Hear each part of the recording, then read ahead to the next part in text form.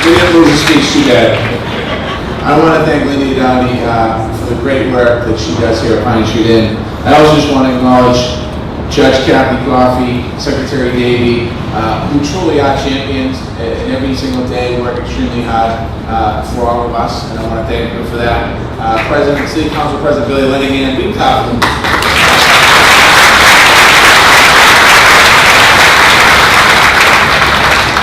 Sheriff Tom Gibbs, who's actually focusing his job completely opposite of what his job is. It's about he has to house people that get locked up, but he also is working on reentry programs, and that's one of the things he's talking about every single day. I want to thank him for his commitment and the great work that he does.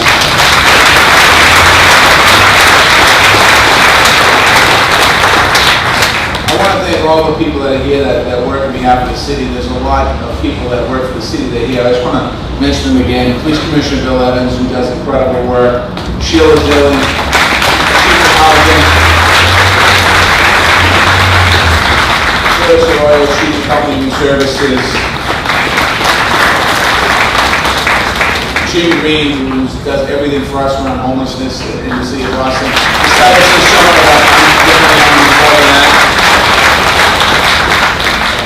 I want to thank Connie Ferguson for the great work you do on the board, and thank all the board members that are here. I see a lot of you up there today. Thank you very much.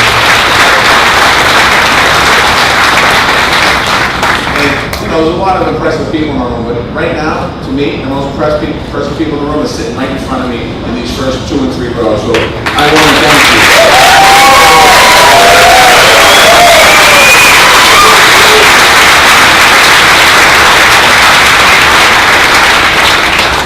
You have no idea how excited I am to be up here on this stage today speaking to you. I've come to this graduation, I've come to this graduation 13, 14, 15 times.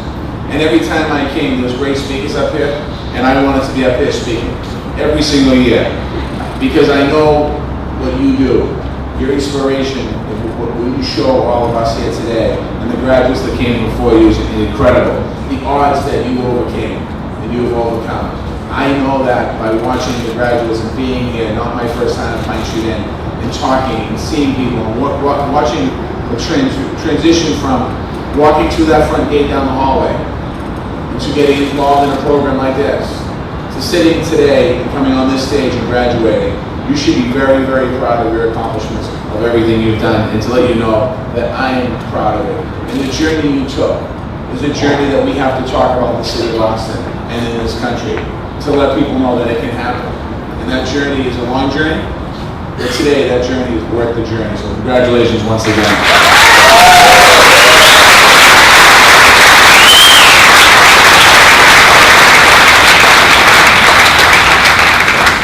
This is my first graduation journey as speech as the Mayor of Boston here for you, graduation here. And Lydia mentioned earlier, last week, or 2 weeks ago, myself and Lydia and Police Commissioner got an honorary doctorate at New England School of Law, which means we're doctors now. That's pretty scary in itself.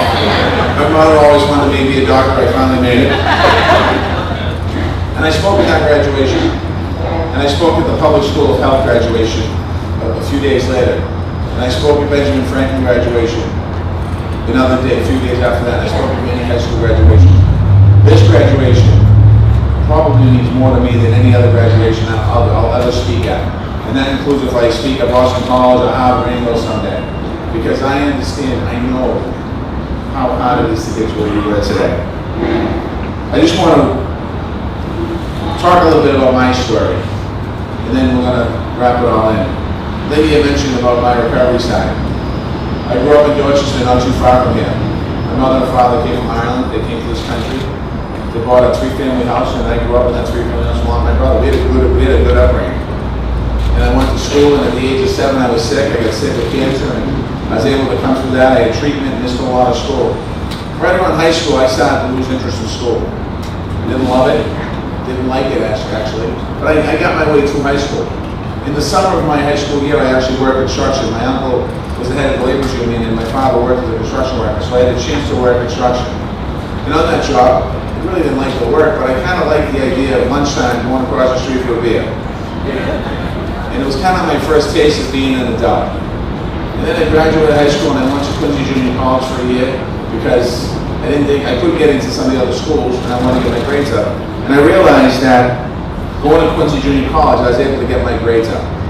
And when I got my grades up, I got into Suffolk University. When I got into Suffolk University, I did one semester at Suffolk, but I realized this wasn't for me. I didn't want to be going to school. I wanted to work construction and make money. My parents really advocated I didn't do that. They said, you shouldn't do that, it's a mistake. You're not going to go back to school. Oh, I'll go back to school. And so I quit school, and I went to work construction. And I made good money. I was able to buy new cars. And my journey is different than a lot of your journeys, but it's similar. Because somewhere along the line, when I thought I was having fun with life, my fun of going out and partying turned to sadness, a pit in my stomach, desperation, not understanding where I was going to go. And as you all know, everyone's bottom is different. And I hit what I hope was my bottom April 23rd, 1995. Because I had done a weekend long of binge drinking, a few blackouts sprinkled in there. And I remember waking up, I had an apartment at the time with a couple of friends, and I remember waking up in that apartment with a gut feeling inside, not knowing what to do. I wanted to jump out the window, but I didn't have the courage to jump out the window. I wanted to move, but I didn't know where I should move to. I was going to up and go to New York for whatever reason and start my life over again. And I knew what the problem was. The problem was I couldn't stop drinking. That was the problem. But I just didn't know at the time how to get there. The next day I went to work and I made a phone call to a counselor, an EAP program. And that counselor gave me a test. And they asked me a series of 10 tests. It's the only test I ever got 10 for 10 right. At the end of that conversation, the counselor said to me, you're an alcoholic. And I agreed, but I didn't really agree. I agreed to the counselor on the phone because he was going to talk to my boss and I wanted to get the heat off me. But I only agreed to get the heat off. And I went to detox. And when I went to detox, that first night I was there was a group that came in. I didn't really know. I went to one AA meeting in my life prior to that. I went in 5 minutes late and left at halftime. I didn't really understand what I was doing. I just kind of went, I used that one AA meeting and then went to about 10 years before that to everyone that talked. You know, I think you're rich much. I went to AA. I kept saying that. So anyway, I went down there and the first speaker when I spoke and he said something that hooked me. I don't know what it was, but he hooked me. I knew there was hope.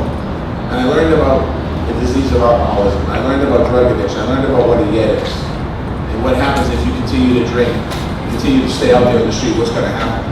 And I didn't have to see it because it was in front of me in detox. It's in front of me today. So I was able to get out of there, come back, and go to try to hit 90 meetings in 90 days, and do my best to stay sober, day at a time. And the concept wasn't easy at first, because we think about, you know, that was April. So I'm thinking about 4th of July, I'm thinking about Labor Day, I'm thinking about Christmas Eve, I'm thinking about Christmas Day, what about New Year's? How are we gonna, you know, how am I not gonna drink New Year's? This is April 30th, I'm thinking, what about New Year's Eve? But I learned by the program, a day at a time. And I had people in my life, and circumstances in my life that happened, that helped shape me as who I am today. 18 months after I got sober, I had a chance to run for state representative. And I said, I'm gonna run. And a lot of people said, well, you know, what are you gonna do? You have a good job. I didn't want the good job. I wanted to be a state representative. And I was able to run for state representative. I was able to win and represent the neighborhood I grew up in Dorchester. And I served 16 and a half years in the legislature. And one of the programs that came into my life was Pine Street Inn. And I would work in funding for homeless shelters and people and programs and substance abuse and all the issues that mean a lot to me. And I actually had a chance to go out. Lindy and Amy said to me one day, why'd you go out in the van? So I went out in the van one night. It was in March. I forget what year it was. It was a freezing cold night. And I went around Boston in the Pine Street Inn van and I found out where people lived. We went to a kiosk in Devonshire Street where a young person was living in there. We went to the old Charles Street Jail and under the bridge where people were living up there.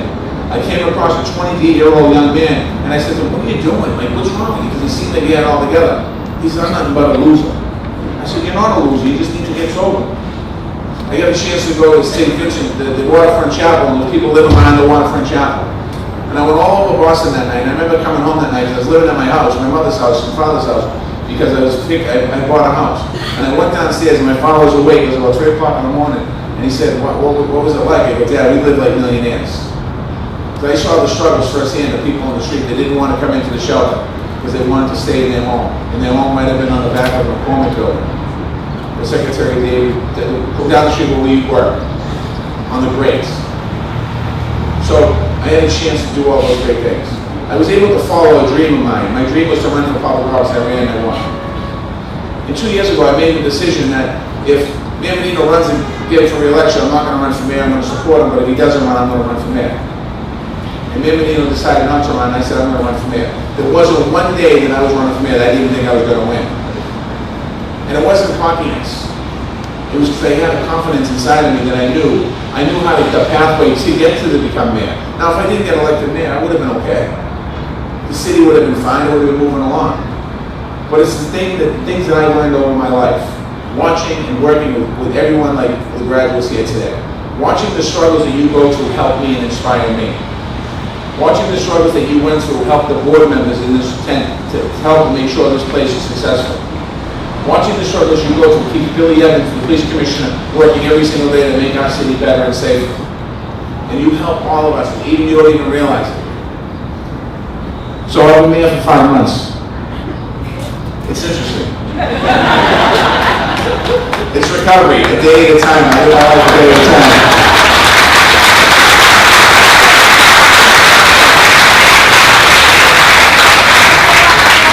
I just want to say, Lindy made a comment about dreaming. When I was a little boy, I had dreams. When I was sick, I had a dream of being a doctor. When I got a little older, I had a dream of running for public office, putting my name on a bumper sticker. When I was getting older, I had a dream to become state representative. I became state representative. Didn't mean your dreaming stops. You keep dreaming. I'm an older guy now. I went back to college, by the way, and graduated from Boston College. I don't need to talk to that.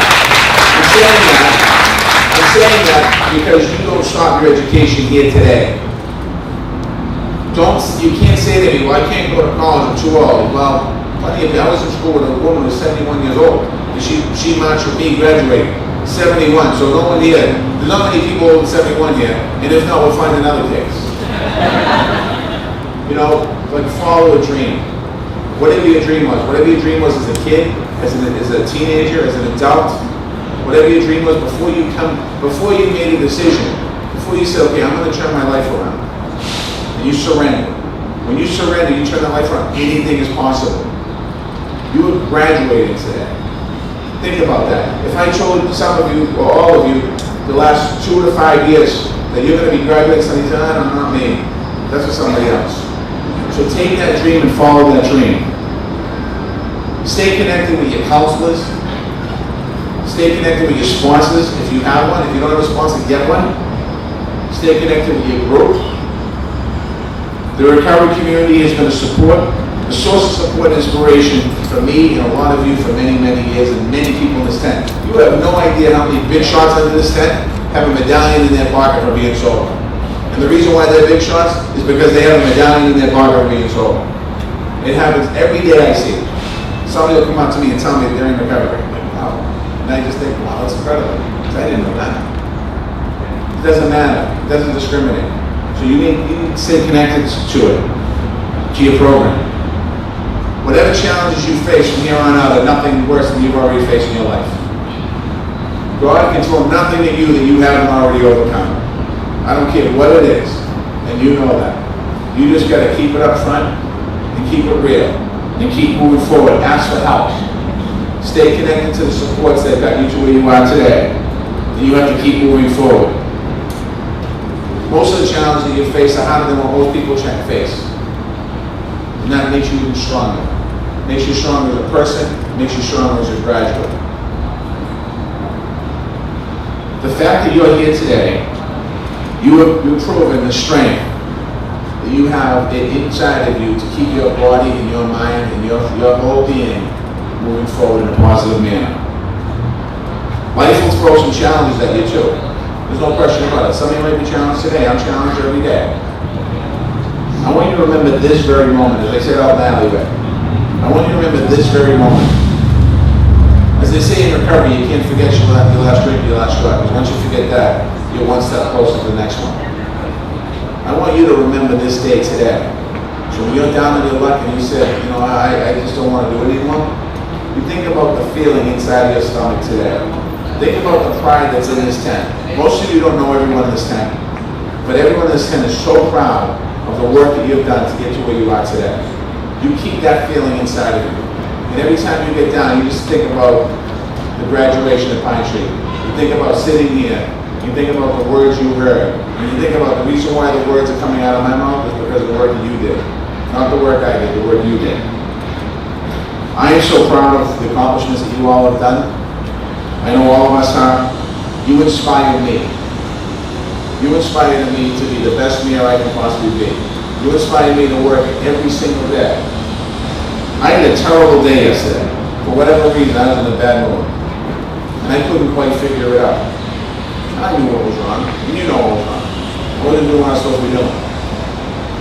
But this morning I woke up and I knew that this graduation was on my schedule.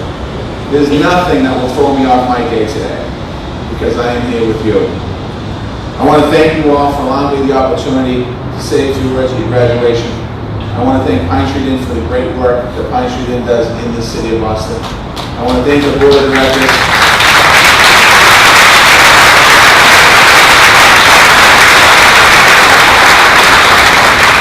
I want to thank all the funders that I see a lot of people out here that I know donate to Pine Street. I want to thank you as well. But most importantly, the graduates, I want to thank you and congratulate you on behalf of the 650,000 people that live in the city of Boston. We all say congratulations.